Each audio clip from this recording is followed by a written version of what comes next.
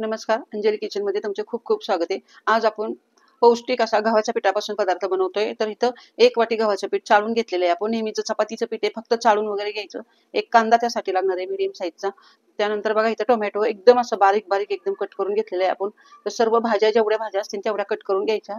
त्यानंतर गाजर पण आपण कट करून घेतले, थोडासा फ्लावर कट करून घेतलाय। त्यानंतर इथं शिमला मिरची पण घेतली आपण एकदम बारीक कट करून।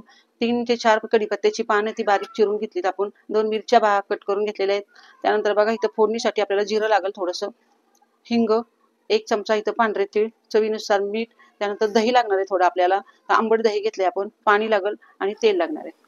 तर इथं बघू शकता सर्व साहित्य आपलं सांगून झालेलं आहे। त्यानंतर सर्वप्रथम आपण गॅस लावून घेऊया। गॅस एकदम इथं बारीक ठेवायचा। त्यानंतर आपण इथं छोटा पॅन ठेवून घेतलाय। तर पॅन आपला जरा तापला की ह्यामध्ये 1 ते 1.5 छोटा चमचा आपण भरून इथं तेल घालून घेतलेले। त्यानंतर बघा 1 छोटा चमचा भरून जिरं टाकून घेतले, चिमूटभर हिंग टाकून घेतलेला आहे। त्यानंतर कट केलेला कढीपत्ता पण घालून घेतला आपण। हे 2 हिरव्या मिरच्या मी बारीक कट केल्या त्या पण घालून घेतल्या। फोडणी चांगली तडतडली की लगेच आपल्याला इथं कांदा घालून घ्यायचा आहे। तर कांदा बघा थोडा इकडे तिकडे केला की लगेच सर्व भाज्या इथं घालून घ्यायच्यात आपल्याला। तर एका मागून एक सर्व भाज्या आपण इथं घालून घेऊया। तर भाज्या आपण सर्व टाकून घेतलेल्या आहेत। त्यानंतर बघा इथं आता कढईला थोडे तीळ टाकून घेतले। तीळ माझे विसरले होते तर ते टाकून घेतलेले आहेत आपण। तर आता भाज्या आपल्याला 1 ते 2 मिनिटं फक्त जरासं मीठ टाकून इथं परतून घ्यायच्यात। 1 ते 2 मिनिटं फक्त भाज्याला थोडासा असा मऊपणा आला की आपल्याला गॅस बंद करून टाकायचा। तर 1 ते 2 मिनिटं आपण ह्या भाज्या परतून घेऊया। तोपर्यंत पीठ कालवायला आपण लगेच भांडे घ्यायचं। तर इथं बघा खोलगट असं भांडे घेतलेले, त्यामध्ये गव्हाचं पीठ घालून घेऊया।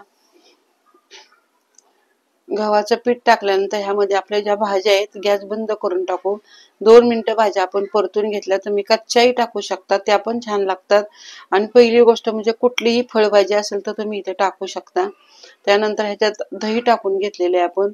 तर आपण इथे बघा 1 अर्धी वाटी भरून दही घेतलं होतं, थोडं आंबट दही वापरले आणि त्याच वाटीने आपण इथं वाटीभर इथं पाणी घालून घेतले। तर सगळ्यात आधी वाटीभर पाणी टाकून आपण हे मिक्स करून घेऊया। चवीनुसार ह्याच्यामध्ये पुन्हा एकदा मीठ टाकूया। थोडं मीठ आपण इथं पहिल्यांदा भाजीत टाकलं होतं, त्यामुळे इथं मीठ जपून टाकलेले आहे मी आता। आता पुन्हा एकदा पाणी टाकून छान असं मिक्स करून घेऊया। तर घट्टसर असं हे मिश्रण आपलं तयार झालेलं आहे बघा। तर मिश्रण छान असं घट्टसर आपलं तयार झालेलं आहे। आता ह्यामध्ये आपल्याला थोडासा इनो टाकून घ्यायचा आहे। तर व्यवस्थित अशा भाज्या मिक्स करून आपण ह्याच्यामध्ये अगदी बघा हे अर्धा चमचा म्हणजे पाव चमचा भरून इथं आपण हे टाकलाय, इनो टाकलेला आहे। त्याऐवजी तुम्ही सोडाही टाकू शकता आणि इनोवर थोडंसं आपण अर्धा चमचा पाणी टाकून पुन्हा एकदा हे मिश्रण छान हलवून घेऊया, म्हणजे ह्याला थोडा हलकापणा येईल। तर मिश्रण आपलं छान तयार झालेलं आहे बघा। ह्याला भिजत वगैरे ठेवण्याची काही गरज नाहीये, इनो टाकल्यामुळे आपलं मिश्रण छान एकजीव झालेलं आहे। त्यानंतर बघा आता ह्याच पॅन मध्ये आपल्याला पदार्थ बनवायचा आहे। गॅस इथं मीडियम ठेवायचा। पॅन तापला की लगेचच ह्यामध्ये चमचाभर तेल घालून घेतले। तेल थोडंसं गरम झाले की लगेच आपल्याला पळीभर मिश्रण याच्यात टाकून घ्यायचे। तर टाकताना पुन्हा एकदा ह्याला आपण हलवून घेतलं आणि आपलं हे पळीभर मिश्रण फक्त आपण इथं पॅन मध्ये घालून घेतले। तर मिश्रण व्यवस्थित असं सगळीकडे आपोआप पसरलं जातं। त्यानंतर बघा ह्याच्यावर झाकण टाकून घेऊया। 2 मिनिटं एक छोटीशी ताटली टाकून आपण इथे घेतलेली आहे। ताटली टाकल्यानंतर आपल्याला हे लगेच पलटी करायचं नाही, एखाद मिनिट ठेवून लगेच आपल्याला थोडंसं वरून कडकपणा आला की ह्याला लगेच आपण पलटी करून घेतलंय। तर इथं बघू शकता खालच्या साईडने छान असा आपला पदार्थ भाजलेला आहे, मस्त कलर आलेला आहे, सोनेरी असा कलर दोन्ही साईडने आला पाहिजे। त्यामुळे पुन्हा एकदा आपल्याला ह्याला तेल घालून घेतलेलं आहे आणि दोन्ही साईडने आपण हा पदार्थ येतो छान असा भाजून घेऊया।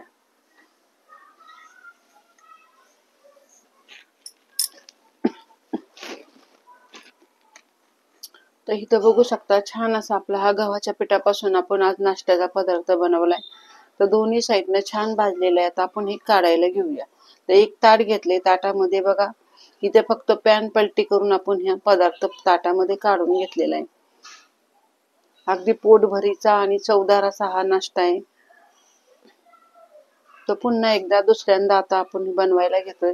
तर पुन्हा थोडंसं तेल टाकून एक पळीभर मिश्रण आपण पॅन मध्ये घालून घेतलेले. तर पुन्हा एकदा ह्याच्यावर झाकण घालूया. तर बघा इथं थोडेसे पांढरे तीळ असेल तर ते तुम्ही इथं वरून टाकू शकता. तर थोडे तीळ होते मी इथे घालून घेतलेले. तिळामुळे पदार्थ दिसायलाही छान दिसतो, खायलाही छान लागतो. तिळाची चव छान लागते. त्यामुळे वरून थोडेसे तीळ पण घालून घेतलेत. नाही टाकले तरी चालू शकतं. तर बघा दुसऱ्यांदा आपण पदार्थ हा तयार केलाय. तो पण छान असा कलर आलेला आहे, मस्त असा भाजलेला आहे. बारीक गॅसवर पदार्थ भाजून घ्यायचा म्हणजे आतपर्यंत छान असा जाळीदार होतो. तर इथं बघू शकता अशा पद्धतीने सर्व पदार्थ आपण बनवून घेऊया. तर इथं बघू शकता सुंदर असा खुसखुशीत असा आपला हा गव्हाच्या पिठापासून पौष्टिक असा नाश्ता तयार झालेला आहे.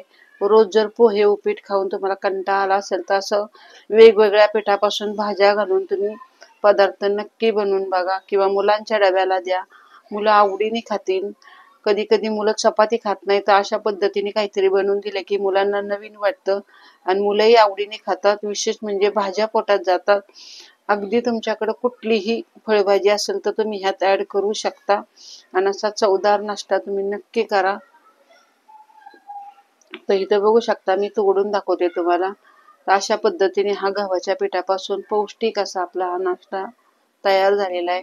खायलाही सुंदर लागतो. ह्याच्याबरोबर तुम्ही दही खा किंवा सॉस घ्या किंवा एखादी कुठली चटणी बनवा खोबऱ्याची वगैरे. तर चवीला एकदम अप्रतिम लागणारा हा पदार्थ आहे. आणि आजची जर रेसिपी तुम्हाला आवडली असेल तर चॅनलवर नवीन असाल तर सबस्क्राईब करा, शेअर करा, कमेंट करा. धन्यवाद.